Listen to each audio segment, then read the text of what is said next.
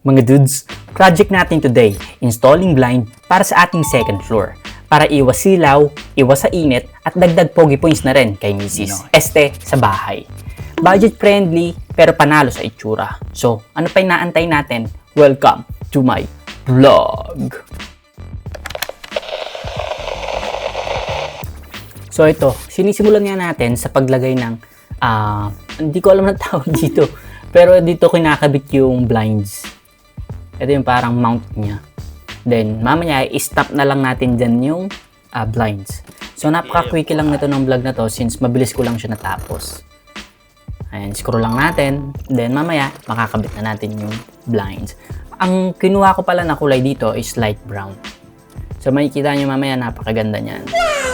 And static. So, ayan. Watch nyo mga dudes.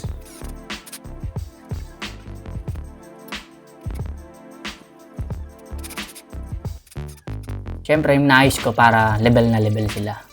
Ayan yung kinalabasan niya. Ayan, medyo nagkamali ako ng kabit dyan. Pakabila yung nakabit ko. So, babaliktarin ko to dahil nagkamali ako. Ayan. Ayan, maganda na siya. Ang smooth niya lang din isara at buksan. And napaka-static niya. So, yun lang mga dudes. Wala na ako masyado masabi kasi sobrang quickie lang ng vlog na yun eh. So, sa susunod na lang ulit babawi ako. Peace out!